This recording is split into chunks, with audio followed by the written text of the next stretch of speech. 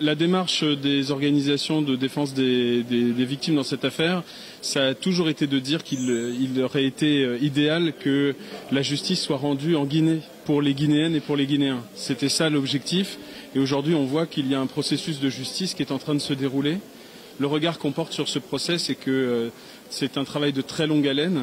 C'est un travail qui requiert énormément de sérénité, énormément de calme pour que les droits des accusés soient respectés et pour que les victimes puissent faire valoir leur point de vue et soient reconnues comme victimes. Ça m'inspire que c'est le propre de tout débat judiciaire, qu'il y ait des controverses.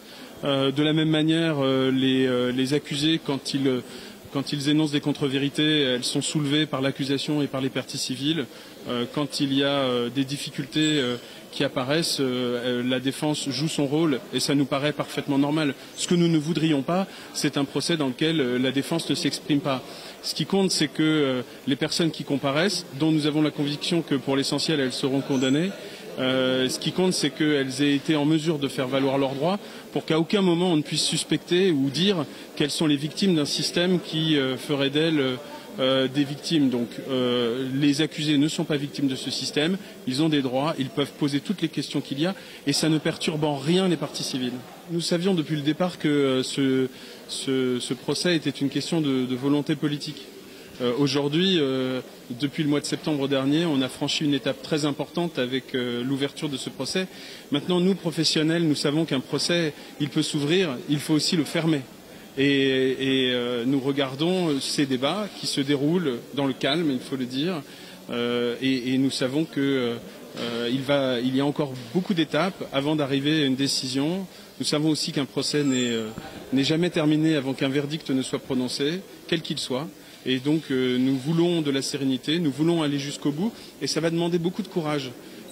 Aux institutions qui portent ce procès, aux hommes qui composent le tribunal, aux avocats, que ce soit les avocats de la défense, les avocats des parties civiles ou même le parquet, pour aller jusqu'au bout en dépit de la longueur des débats et de la difficulté de ces débats.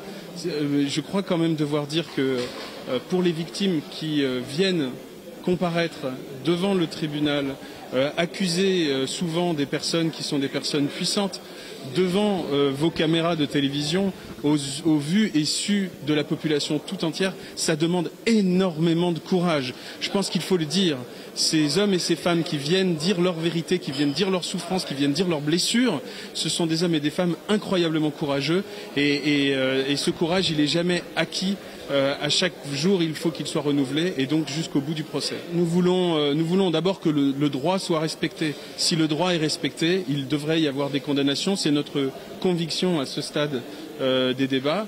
Et bien sûr, nous voudrions que, outre que les victimes soient reconnues comme victimes, nous voudrions qu'il y ait des compensations financières pour permettre à certaines de ces personnes, on a vu même aujourd'hui encore des personnes dont le destin a été brisé par cette affaire, nous voudrions qu'il y ait des compensations idéalement. Nous savons aussi dans quel monde nous vivons et nous savons que cela aussi, ce sera un combat.